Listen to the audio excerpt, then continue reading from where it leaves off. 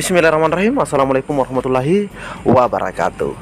Di video kali ini admin yang kembali berbagi informasi terbaru buat rekan-rekan semua dari Ibu Nunu Suryani ya, atau dari Prof Nunu, buat rekan-rekan semua yang lagi menunggu pengumuman hasil seleksi P3K formasi tahun 2022. Dan di sini ada informasi juga buat rekan-rekan semua yang masuk dalam kategori prioritas, yang nanti jumlahnya admin akan perlihatkan apa kabar menarik untuk mereka. Jadi silahkan disimak saja videonya dengan baik, jangan di skip agar tidak salah dalam memahami informasi yang admin bagikan. Jika ada suara-suara berisik, mohon diabaikan saja rekan-rekan ya. Oke, tanpa berlama-lama kita lanjut saja ke info intinya. Nah, di sini ada informasi dari Ibu Nunu Suryani di mana ada hasil chat ya. Nah, sebelumnya di 9 November ada pernyataan di sini. Terima kasih ya, terima kasih doa terbaiknya untuk saya, semoga Allah mengabulkannya, amin. Doa terbaik untuk Bapak Ibu guru juga. Ini dari Ibu Nunu. Nah, selanjutnya di hari ini 10 Februari rekan-rekan ya, ada pertanyaan. Assalamualaikum Ibu, semoga sehat selalu untuk Ibu dan keluarga. Mohon maaf mengganggu waktunya.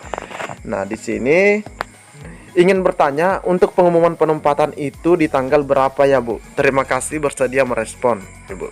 Nah, di sini ada pertanyaan terkait tanggalnya. Nah, tanggalnya rekan-rekan ya. Nah, ini ada pertanyaan seperti ini karena ya mungkin karena sudah tidak sabaran begitu. Dan kita sudah mendapatkan informasi sebelumnya bahwa akan diumumkan di pertengahan bulan Februari. Nah, di sini kembali dikatakan bahwa mohon tunggu ya, kira-kira pertengahan bulan ini, maksudnya di bulan Februari. Pengumuman untuk semua. Nah, pengumuman untuk semua. Maksudnya untuk semua di sini adalah untuk P1, P2, P3 maupun P4 atau umum. Jadi ini masih sama dengan pernyataan Ibu Nunu sebelumnya, yaitu di pertengahan bulan ini atau tetap di bulan Februari ini akan diumumkan. Amin, terima kasih. Nah, ini informasinya hari ini rekan-rekan ya, 10 Februari. Nah, selanjutnya buat rekan-rekan yang masuk dalam kategori prioritas. Oke, selanjutnya buat rekan-rekan yang masuk dalam kategori prioritas rekan-rekan ya. Nah, di sini dikhususkan untuk prioritas 1. Nah, di mana diinformasikan oleh Ibu Nunu 127.715.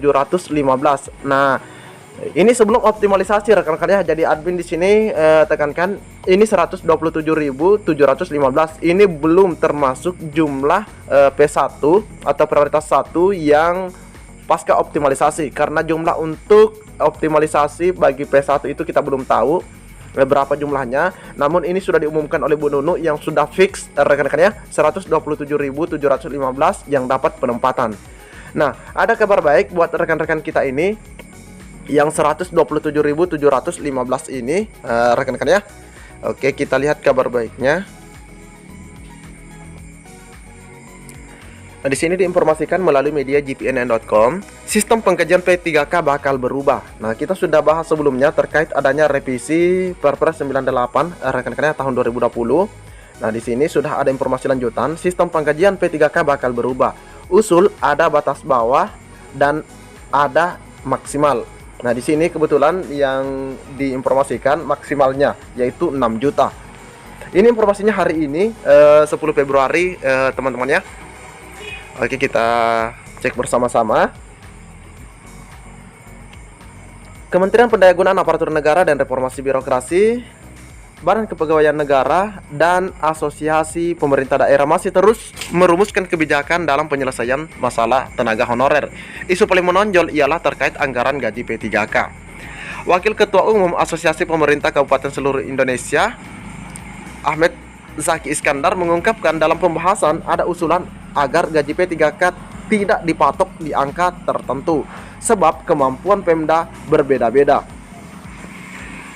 Jika gaji P3K diberlakukan seperti dalam Perpres 98 tahun 2020 tentang gaji dan tunjangan, ujar Bang Zaki sapan akrabnya, tidak semua daerah bisa melaksanakannya, tidak semua. Nah, kita tahu di Perpres itu gajinya rekan-rekan ya, untuk gaji golongan 9 ya. Nah, ini yang MKG-nya 0 tahun itu 2.699.000 kalau tidak salah rekan-rekan ya. Yang jelasnya 2, sekian di Perpres nomor 98 tahun 2020 yang terkait tentang gaji dan tunjangan. Oleh karena itu, para kepala daerah mengusulkan agar ada aturan gaji gajinya diberikan rank. Nah, ada batas bawah dan batas maksimal, batas paling tinggi.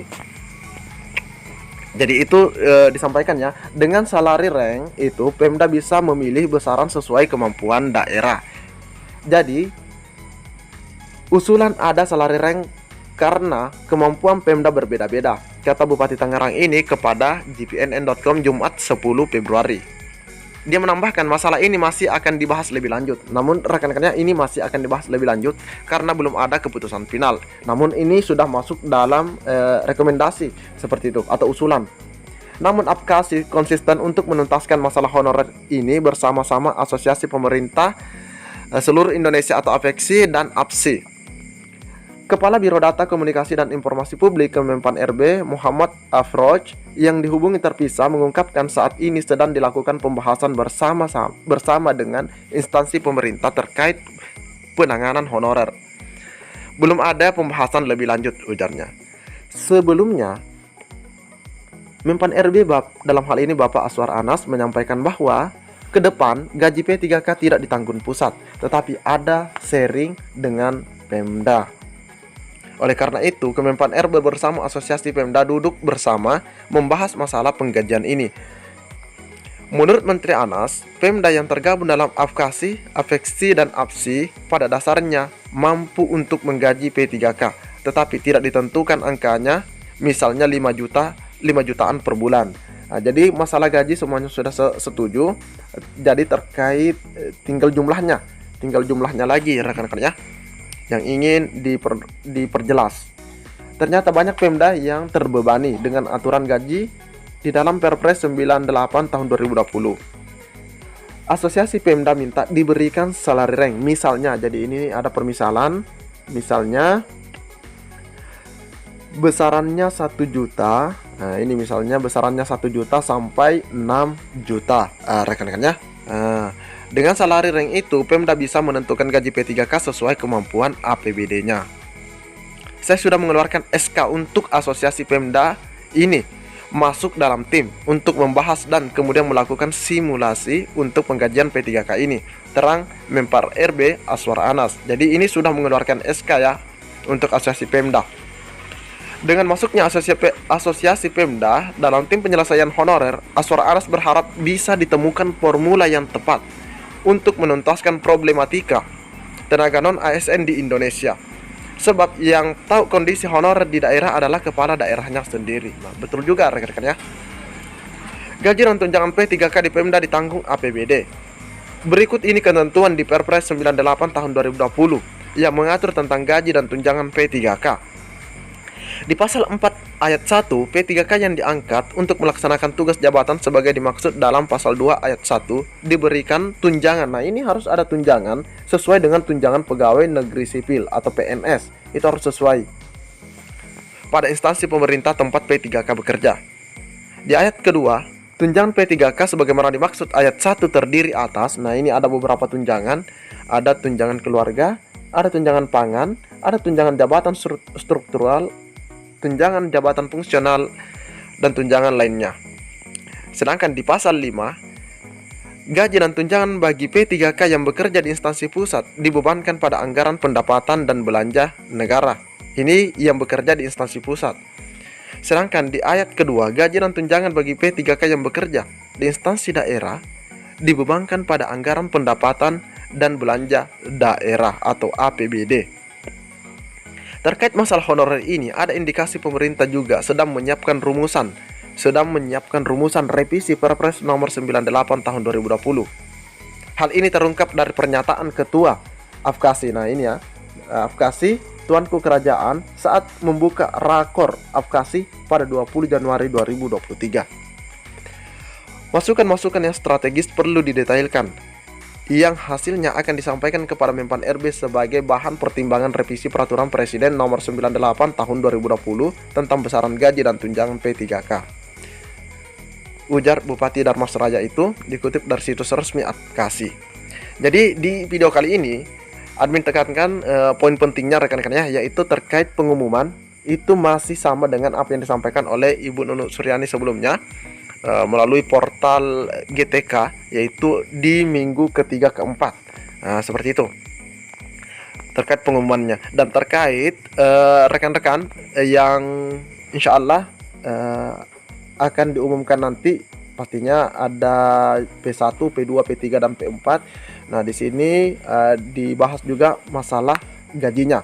Nah, terkait peserta P3K itu jika memang ada rank seperti ini, maka yang diuntungkan itu adalah teman-teman yang bekerja atau berada di daerah yang memiliki APBD yang besar.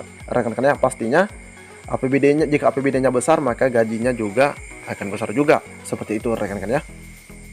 Nah, begitu juga dengan daerah yang memiliki pendapatan atau APBD yang kecil. Nah, mungkin gaji rekan-rekan di sana juga akan kecil. Seperti itu rekan-rekan ya. Jika memang ini diterima rekan-rekan ya, jika memang aturan seperti ini diberlakukan alias tidak sesuai dengan Perpres 98. Karena di Perpres 98 sudah ditentukan terkait gaji pokoknya. Seperti itu rekan-rekan ya. Oke, kita tunggu saja informasi selanjutnya. Lebih dan kurangnya admin mohon maaf. Assalamualaikum warahmatullahi wabarakatuh.